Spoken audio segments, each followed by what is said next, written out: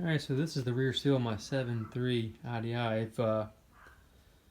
And it's in the backing plate. I had left the backing plate on the rear block, and I'll show you back here. I left it on there and used my seal puller to pop that seal out and put another one of these FelPro FTPEs in, and it didn't go back far enough. You can see here, kind of sits in there deeper. Watched another video, and the guy had the same problem, and he pulled his back cover off and pressed it in this way. I like the design and what they say about this. It's called an FTPE Teflon, not rubber, and it has a wider seal, so it hugs the crank a little better. And it says they don't recommend the use of a sleeve because I guess it grabs it better. It's not going to cause a leak. It's what they say.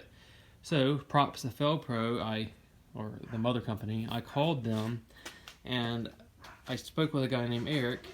He let me have his email. I emailed him the pictures that I had, and I'll post his pictures here. And also I emailed him the YouTube video that I was using for reference, and I'll reference that video in the description. And he said he would look into it, and he did. He sent me the screenshot of the Ford manual, and he said it appears that you should press it in from the back so that it's flush with the back of the cover, and I did that, and it looks better. So this here is to protect the seal as you install it. I'm getting ready to install this, and we'll see.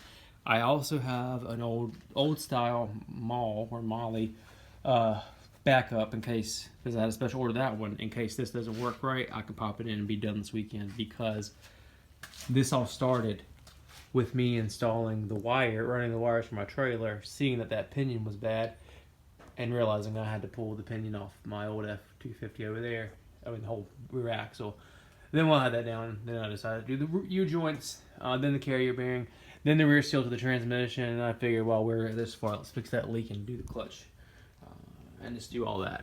So that's how this started. But we're gonna be good.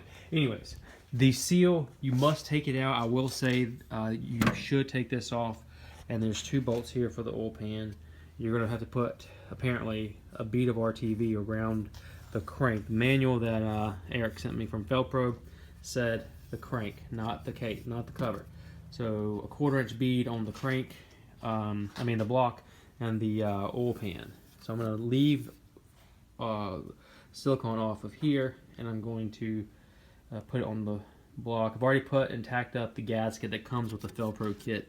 It goes on it mates right here, and there was an OEM one. I believe this has never been done. I've already cleaned and polished this up last night, but I might wipe it down one more time before I put it up there. Anyways, the video that I was watching, I think it was Mechanic Brothers, but I'll put the link down in the description. He suggested that I add this to my YouTube channel, that I post a video to help others who may be in a similar situation. But back to ADHD. Back to my point I was trying to get to. I do recommend taking this out, because even if you can leave this on and install a seal, apparently you've got to get it back through there. And I did scar up and mar up the crank and the inside of this hole. I don't remember what the technical word is for it. Anyways, so pull this off with the seal. That way you can save some time and don't worry about marring up the parts, which I just had to spend an extra 20 minutes sanding and dremeling flat some pretty significant boogers. So I'm going to stop right here, get this installed, and I hope to put it in. It took me maybe 30 minutes, taking my time. I don't think you can get it on there down and over, so I wouldn't expect that. I tried. I think the idea of the RTV is that when you put it on, it smears it, and when you torque it down, it seals. Just in case, I went ahead and put a little seam down around. I think it's fine. It calls for quarter inch bead behind there at the corner. Typically, that's most engine requirements when there's a joint there. So I did. And I figured you couldn't do couldn't use too much, maybe. So the bolts, the manual I have for the diesel 7.3s and the GMs, it's a dual manual for all these older models. It didn't say it, but it did say for a particular thread. This one happened to be 5/16 by 18, I believe, if I recall correctly. It said for that thread, which I had to pull one of these off and put in my thread tester, 14 foot-pounds. So what I did is I set it at 7, and I went 7, then I went to 10 after getting them all snug, and then I went to 14. This one, if you can see the locating tab or peg, it did have a difficult time going in, just seating. Once I got the bolts on and I didn't tighten everything down, I kind of gave that one a little more earlier on just to get it flush, but it seems fine to me. And I did stick the oil pan bolts in, those ones that's on the screen right now, about halfway through the torque sequence that I have developed, just in case it pushed anything over far enough to where I couldn't get it. And then I torqued those down last. I think I'm alright. If it does leak, it can't be much worse than it was, because it was pouring down. Earlier I said if you use the seal pulling tool, you might get that. Yeah, so that's after I use the Dremel to kind of bring it down, and you can see. I think it's fine. I mean, it's a 92 farm truck, and I mean, it is what it is.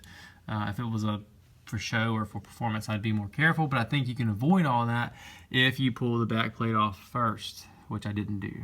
I will note that this International Gray was black, and I think what I'm going to do is spray this down with some engine paint, either engine paint or enamel coil paint after I wipe it down, just to kind of maybe stop some rust which may develop. I don't know, maybe it'll leak oil again and protect it.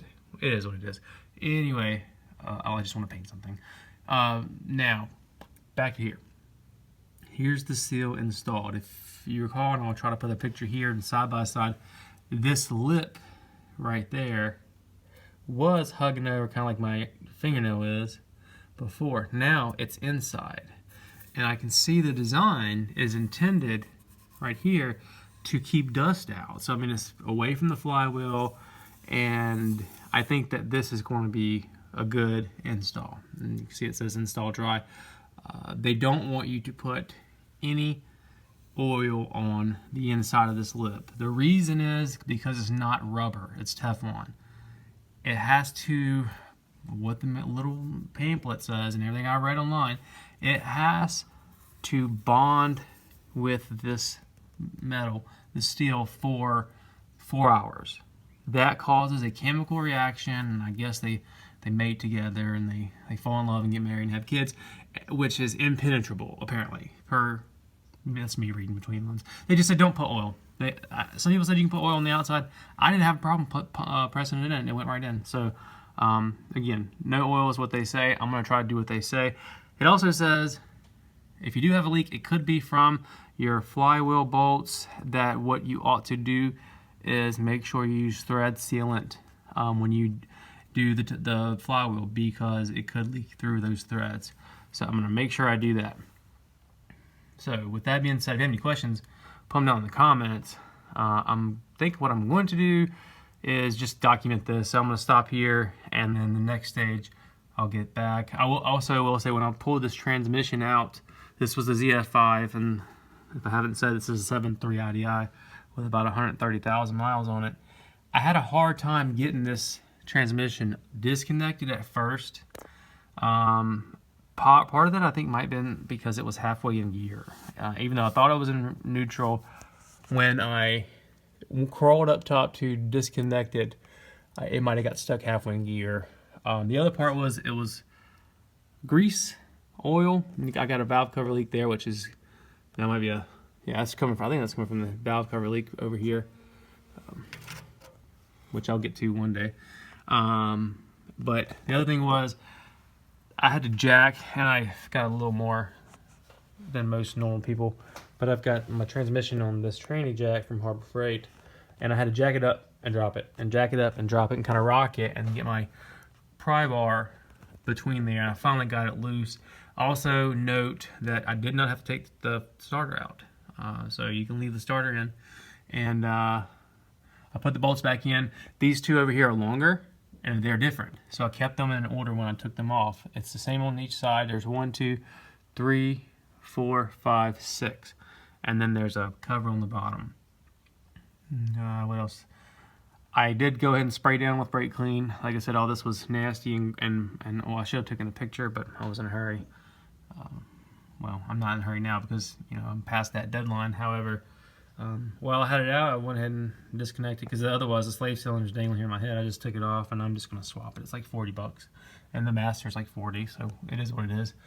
If you have problems with your glow plugs, now's a good time to reach back there, because I've done those glow plugs and fixed that housing, and it was from the top side with my creeper, top side creeper. But if you got the tranny out, you might not be able to see very well if you're laying on the ground, but if you have a lift, there it is what it is. One other note, taking the tranny out, I did crawl up in there through the door and take the shifter off, just 10 bolts on that holds the shifter to the connector here. However, it's still, when I would drop it, it got stuck right there. So I had to reach up from the underside to where I'm at with the T25, I believe, and take those 4 out, and then pull this off, the actual shifter here, pull it out, set it to the side, make sure the bushings didn't get misplaced, and just lay it down, drop the transmission. I set it back up here, and it was leaking out the top. There is a gasket that I found on eBay, and I'll hop down and get it. I can't confirm at this time if it's the correct one, but it is from a diagram I found in a forum, and it's here in this green package. I'm sorry for the diesel manual I have. It's this one here. I think it was 10 bucks. I think this is new old stock.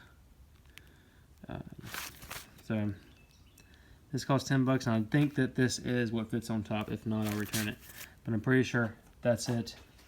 The manual I have, I got off eBay. Here, it's the Haynes Tech Book Diesel Repair. The Bronco Ford truck is good for the remainder of the truck, but not the engine or anything related to the diesel.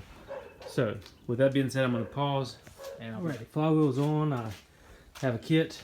It's a conversion. Apparently, the dual mass flywheel, which has the springs in the flywheel, is pretty much unreliable and hard to get. It was like 900 bucks. There it is down there. You see how thick it is. This is the original one. And see how thick this sucker is. And on the other side, you've got the springs. Apparently this one might be in good shape, but it's old. I think it's the original from the factory. The clutch in this sucker also originally looked like that. It's about gone. She's about gone, I think. I couldn't imagine how much more it had left. Anyway, so you gotta do a conversion kit or stay with your OEM, and you go with a single mass flywheel, and that's not as heavy. This sucker's still heavy. This one came with a new pilot bearing and bolts, and the bolts had threading thread locker on them already, so I just went with it. It was 47 foot-pounds. Again, I started with 20. I went up to 40, then 47. Crisscross pattern, and that's it. Clean it up. Make sure you clean that up. Get the anti-rust lubricant off. Spray it down with some brake clean. You want to make sure that that's clean, so you don't get any hot spots when the clutch is riding up against it, because all this really is a brake rotor, and your clutch and your clutch pedal are just a brake pad, and just connects it to each other to allow them to turn in sequence. So they'll wear down just like brake pads, if you think about it. And so there's that. that was pretty simple. Took me a little longer than I would have thought because I had to get the box. The box probably about 70 pounds out of my van and minivan. Bring it over here and disassemble it, install the pilot bearing. Don't forget to do that. I guess if you do forget, you can install it after, but because it's installs from the outside. So there's that, and I don't know what you're going to do and how you do it if you don't have a lift. It's just nice standing here. I am eye level right now. So I got the lift. I invested in that a long time ago, but I got those big old jack stands here just in case, because it's cheap Chinese weld, and I probably shouldn't have this big old F250 on it. But anyways, there's that. I'm gonna pause or stop, and I'll be back in a minute. Next step is installing the clutch and the pressure plate. All right, flex plate, pressure plate. Flex plate is for the automatic. Pressure plate, clutch disc, and the clutch tool are in place. Removing the clutch tool for the alignment. This kit also came with the flex plate, pressure plate bolts, and they already had thread on them, so I just went with it. And they called for 20 foot-pounds, and I started with 10, and I already tightened them to 10, so I went to 20 and just went around crisscross. That way I didn't, it's not cockeyed. The first day on the job there, buddy.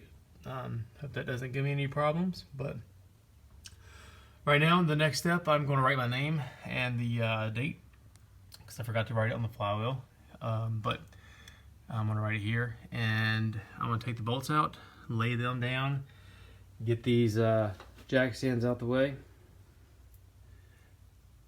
take a 5 minutes or so to just kind of think, make sure I'm not forgetting anything, and then we're going to go back. Alright, I'll see you in a minute. Wife's calling me in for dinner, but tranny is back in. I had a lot of wiggling, a lot of up and down, adjusting the yaw, I guess is what you'll call it, yaw. So tranny's in. 50 foot-pounds is what the book says for the bell housing bolts. Don't forget, like I almost did, to put your plate, your inspection cover, I guess is what that is there. I don't know why it's there. The exhaust won't let you get it off, but I almost forgot, and while I had it, I already went ahead and put my new slave cylinder in. And well, let's see, what else? I just use long extensions, really long ones. Right there. Attach that long one right there. Right there to another one, and just came from back here. Those bolts I think are 3/4. Let's see, 19 millimeters. I guess it's a Mazda. I think ZF5 is made by Mazda, or was made by Mazda, or it's Japanese, I think. But there it's in. I got it in. I got those pegs, the alignment pegs in, and I got it loose. I put a bolt on each side just to hold it, and then just to pull it up a little bit and jiggle, push, jiggle, push. And I had to back the tranny off once to twist the input shaft to get it to line up. This thing here helps a lot. If you have a lift, you definitely need this sucker. Nothing like just standing up looking back at there. So I'm going in. What I have left on this side over here is, for now, I think I'm done on the transmission. I gotta put the cross member here, or cross beam, whatever you call it. Install that. I've done that. Seal. I need to try to restake it better. But I've done that seal. These are done. U-joints, carrier bearings done. Cross member on, U-joints, and I gotta clean that pinion cradles to get the U-joint to fit better. Other than that, I think I could be done tomorrow. I do have to bleed the brakes because I had to disconnect the brakes, take the rear off, and I'm gonna have to bleed the clutch system. And I got oil. The oil's out of it. So That's it for now. See you tomorrow.